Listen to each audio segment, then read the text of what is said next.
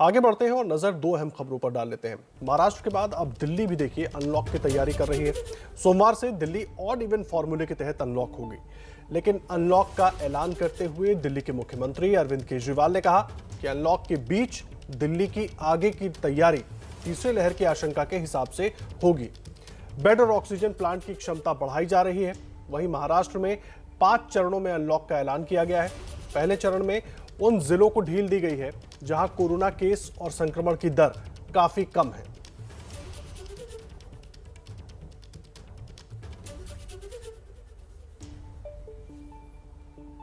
सबसे पहले आपको सुनवाते हैं दिल्ली को अनलॉक करने वाला सरकारी प्लान है क्या।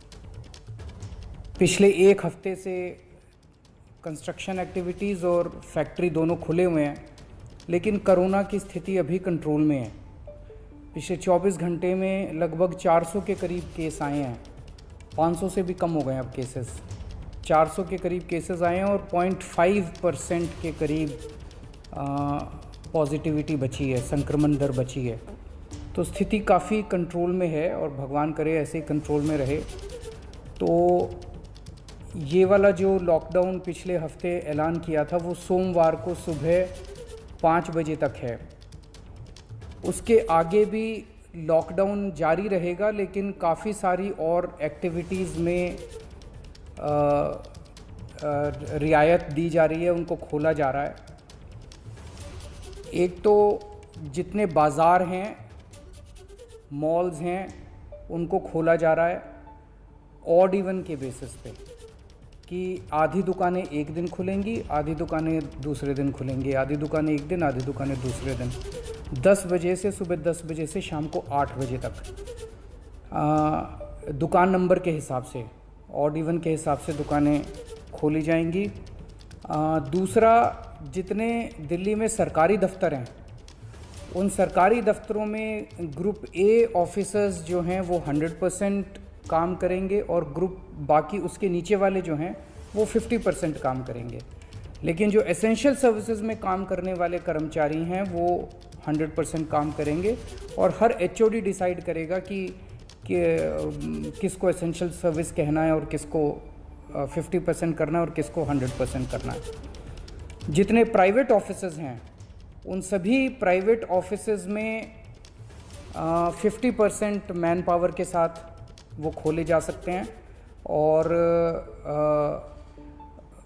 लेकिन कोशिश करेंगे कि ज़्यादा से ज़्यादा लोग वर्क फ्रॉम होम करें और अपने प्राइवेट ऑफिसेज कोशिश करें अपने टाइम को स्टैगर करने की, कि ताकि सब लोग एक साथ सड़क पे ना आए। दूसरी चीज़, जो स्टैंड अलोन शॉप्स हैं और जो एसेंशियल सर्विसेज प्रोवाइड करने वाली शॉप्स हैं वो ऑड इवन के बेसिस पे नहीं, वो रोज़ खुलेंगी। दिल्ली मेट्रो 50% कैपेसिटी के ऊपर चालू की जा रही है और ई कॉमर्स के ज़रिए जो सामान बेचने की प्रक्रिया है वो चालू रहेगी। तो मोटे मोटे तौर पे ये चीज़ों की रियायत दी जा रही है और मैं उम्मीद करता हूँ इसके बाद देखेंगे कि आने वाले हफ्ते के अंदर भी कोरोना की स्थिति अगर काबू में रही तो और कई सारी एक्टिविटीज़ को फिर उसके अगले हफ्ते खोलेंगे। और देखिए किस तरह से होगा लॉकडाउन। दिल्ली और मुंबई दोनों जगह इस पर जानकारी देने के लिए हमारे साथ हमारे सहयोगी जुड़ गए हैं। प्रफुल्ल श्रीवास्तव हमारे साथ मौजूद हैं दिल्ली से, अंजलि सिंह मौजूद है, मृत्युंजय सिंह मुंबई से मौजूद है। अंजलि, मैं आपसे शुरुआत करूंगा। अरविंद केजरीवाल ने जो पूरी बात कही, किस तरीके से होगा, खुलेगा, धीरे धीरे अनलॉक होगा सब कुछ, और जो ऑड इवन की बात हो रही है वो दुकानों की तो वो बता रहे हैं, लेकिन जो काम काजी जगह होंगी इसके अलावा उनको लेकर क्या कुछ कहा उन्होंने? जी देखिए, कई सारी बातें, कई सारी घोषणाएं अरविंद केजरीवाल ने की है। सबसे अहम बात यह कि मॉल्स और बाजार जो हैं वो खुलेंगे। दिल्ली के दिल कनॉट प्लेस में इस समय मौजूद है और इसी आदेश से जुड़ी तैयारियां यहाँ पर आपको दिखेंगी। दरअसल यहाँ पर जो न्यू दिल्ली ट्रेडर्स एसोसिएशन है, इन्होंने वैक्सीनेशन कैंप लगाया है उन तमाम लोगों के लिए जो कनॉट प्लेस में कर्मचारी हैं, यहाँ के शोरूम्स वगैरह में काम करते हैं। और यहाँ पर हमारे साथ ट्रेडर एसोसिएशन से जुड़े हुए लोग भी हैं, उनसे भी हम सबसे पहले बात कर लेते हैं कि इस फैसले पर उनका क्या कहना है। सर, आप लोग मांग कर रहे थे कि दुकानें खोल दी जाएं, बहुत नुकसान हो रहा है, आज जो ऐलान किया गया है उस पर क्या कहना है? देखिए, इस ऐलान से ट्रेडर लॉबी सारी बड़ी खुश है, बिजनेस सारा खुश है। इसके इंतजार हो रही थी 10 से 8 जो टाइमिंग करी है उससे भी बहुत खुश हैं। लेकिन जो ऑड इवन सिस्टम कर रहा है उससे थोड़ा सा हम लोग परेशान हैं, बिकॉज लास्ट ईयर बड़ी परेशानी आई थी।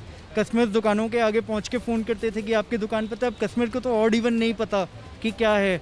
तो एलजी साहब को आज भी लेटर लिखा है, न्यू दिल्ली ट्रेडर्स एसोसिएशन ने रिक्वेस्ट करी है कि ऑड इवन सिस्टम का कुछ ऑल्टरनेटिव निकालें। ऑड इवन सिस्टम से आप लोगों को थोड़ी दिक्कत है सर, लेकिन दुकानें इतनी समय से बंद थी, वो वापस खुल रही हैं, इस बात को लेकर राहत है? नहीं, इस बात को तो हम लेके बहुत टाइम से एंटीसिपेट कर रहे थे कि अब खोलेंगे, पर जैसा हमारे मेंबर ने बोला है कि ऑड, आप एज अ कस्टमर किसी को क्या पता कि कौन सी शॉप का नंबर ऑड है, कौन सा इवन है। तो it is very impractical to open odd even. यहाँ पर आप लोगों ने वैक्सीनेशन ड्राइव जो शुरू किया हुआ है, ये किनके लिए है और किस वजह से शुरू किया? जी, हमने ये आइडिया किया था कि जो सीपी में एम्प्लॉई और स्टाफ लोग काम करते हैं तो उनको सेफ रखना हमारे लिए बहुत ज़रूरी है। तो सीपी का टोटल स्टाफ जो भी है पूरा वैक्सीनेट हो रहा है, ताकि जब मार्केट्स खोले तो सब पूरा सीपी सेफ़ हो, सबके लिए सेफ़ हो, ताकि शॉपिंग आराम से लोग कर पाएँ आज। तो आप देखेंगे कि किस तरह से तैयारियां जो हैं आदर्श वो शुरू हो गई हैं। वैक्सीनेशन किया जा रहा है उन तमाम लोगों का जो यहाँ कनॉट प्लेस की मार्केट में काम करते हैं, तमाम कर्मचारियों का और उनके परिवारों का। जी अंजलि, आप रहे हैं हमारे साथ। प्रफुल्ल भी मौजूद है। प्रफुल्ल, एक तरफ अनलॉक की प्रक्रिया तो अरविंद केजरीवाल ने कही, लेकिन दूसरी तरफ बड़ी महत्वपूर्ण बात उन्होंने कही कि इसके साथ साथ तीसरी लहर की तैयारी में भी हम लगे रहेंगे। क्या कुछ प्रमुख बातें उसमें थी? देखिए, अनलॉक की तो उन्होंने बात की, लेकिन उन्होंने ये भी बता दिया कि जिस तरह से ये आशंका जताई जा रही है कि तीसरी लहर आएगी और उसमें खासतौर पर बच्चों को ज़्यादा संक्रमित होने की संभावना है और बड़ी संख्या में हो सकता है, तो उसको लेकर उन्होंने साफ कहा कि इसको लेकर अभी से तैयारी कर ली जाएगी। इसको लेकर अलग अलग ग्रुप्स बनाए गए हैं कि किस तरह से उसको टैकल किया जाएगा समस्या को। ऑक्सीजन को स्टोर करने की व्यवस्था की जाएगी। इसके अलावा इंद्रप्रस्थ गैस से भी बात की गई है, जो कि ऑक्सीजन जनरेशन का काम करेगी। इसमें थोड़ा वक्त लगेगा, लेकिन शुरुआत इसको करने के लिए कह दिया गया है। इसके अलावा हॉस्पिटल्स में जो है ऑक्सीजन जनरेटर्स जो है उनकी व्यवस्था की जाएगी। दवाइयों को लेकर भी एक कमेटी बनाई जाएगी, जो कि दवा की क्या ज़रूरत है, उसमें इलाज हो रहा है नहीं, उसके काम आएगी। इन तमाम चीज़ों को देखेगी। तो तैयारियों के बारे में भी उन्होंने जानकारी दी कि अगर तीसरी लहर आती है तो दिल्ली सरकार की क्या तैयारी है। प्रफुल्ल, आप रहिए, एक बार सुनवा देते हैं अपने दर्शकों को अरविंद केजरीवाल ने पूरी बात कही क्या है। कहा जा रहा है, एक्सपर्ट्स कह रहे हैं कि थर्ड वेव आएगी, कब आएगी, कितनी भयावह होगी, इसके बारे में किसी को कोई जानकारी नहीं है। लेकिन एक जिम्मेदार सरकार होने के नाते हमारी जिम्मेदारी बनती है कि उसकी पूरी तरह से हम तैयारी करें, ताकि अगर थर्ड वेव आती है, अगर बहुत भयानक होती है, तो सरकार उस वक्त जनता के लिए तैयार हो। इसकी तैयारियां पूरे ज़ोर शोर से दिल्ली सरकार के अंदर चल रही हैं और कल लगभग 6 घंटे तक मैंने 2 अलग अलग मीटिंग ली, एक्सपर्ट्स के साथ बात की, जिन ऑफिसर्स ने अभी कोरोना के दौरान काम किया था उनके साथ बात की। हमने 2 कमिटीज़ बनाई हैं, उन दोनों कमिटीज़ के साथ मैंने बहुत डिटेल में चर्चा की। एक चीज़ हम लोगों को ये तय करनी थी, इस बार कोरोना की जो पीक आई थी, मतलब एक दिन में मैक्सिमम कितने केस आए, लगभग 28,000 के करीब केसेस आए थे एक दिन में, 22 या 23 अप्रैल के आसपास। अगली पीक कितनी हो सकती है, तो ये तय किया गया कि अगली पीक 37,000, एक्सपर्ट्स के साथ बात करके, ऑफिसर्स के साथ बात करके, सबके साथ बात करके, कि 37,000 पीक मान के इसकी तैयारी शुरू की जाए।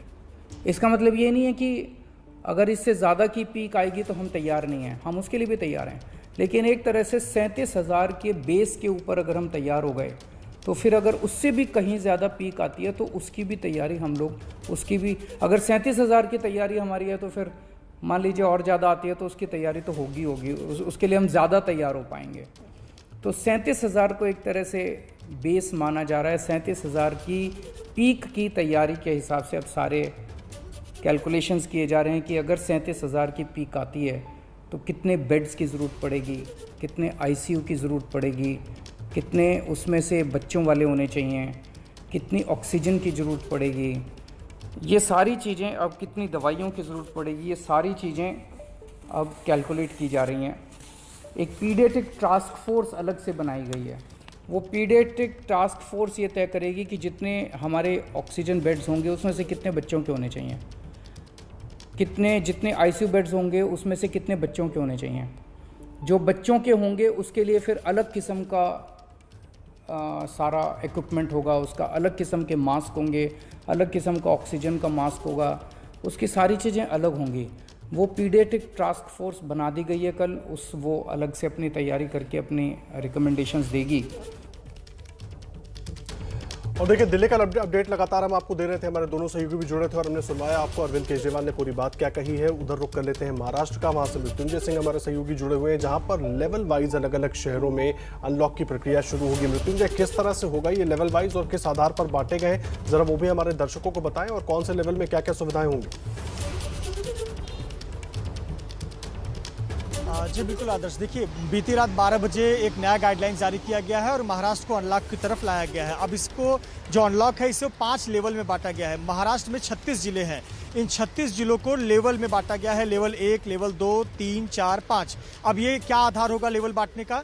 जिस जिले में 5% से कम कोरोना के केस होंगे और जिस जिले में 25% से कम बेड का ऑक्यूपेशन होगा, ऑक्सीजन बेड का, वो लेवल 1 में आएगा। यानी कि वहाँ पे कोरोना के केसेस कम है, वहाँ ज़्यादा सुविधाएं मिलेंगी, वहाँ ज़्यादा अनलॉक चीज़ें होंगी, वहाँ दुकानें खुल जाएंगी, मॉल, जिम, रेस्टोरेंट खुल जाएंगे, थिएटर खुल जाएंगे, लेकिन 50% कैपेसिटी के साथ। ट्रेन चलाने का तो जिम्मेदारी एडमिनिस्ट्रेशन का है, लेकिन ओपन जिम कर सकते हैं, वॉकिंग, रनिंग, ये खुले मैदान, खेलने कूदने के मैदान खुल सकते हैं, शूटिंग की इजाज़त मिल सकती है। और जो लेवल 5 होगा, यानी जहाँ पे कोरोना के केसेस बहुत ज़्यादा हैं और ऑक्सीजन बेड की जो कमी है वो कम है, काफ़ी ज़्यादा कम है ऑक्सीजन की, वो लेवल 5 में है। जैसे कोल्हापुर का जिला हो गया, वहाँ केसेस बहुत ज़्यादा है तो उसे लेवल 5 पर रखा है। वहाँ पर सिर्फ और सिर्फ अत्यावश्यक से जुड़ी हुई जो दुकानें हैं, मेडिकल शॉप है, वही खुली रहेंगी, बाकी सभी चीज़ें बंद रहेंगी, यानी जैसा कि लॉकडाउन में होता है। अब मुंबई किस में आता है? मुंबई को कल तक कन्फ्यूज़न था कि मुंबई 2 में आएगा, 3 में।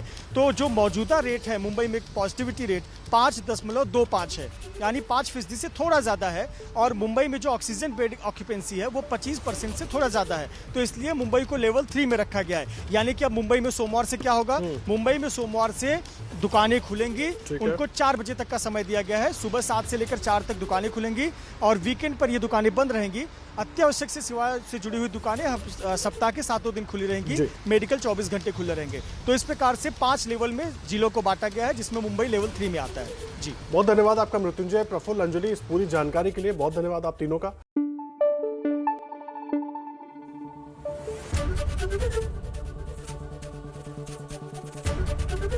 एबीपी न्यूज आपको रखे आगे।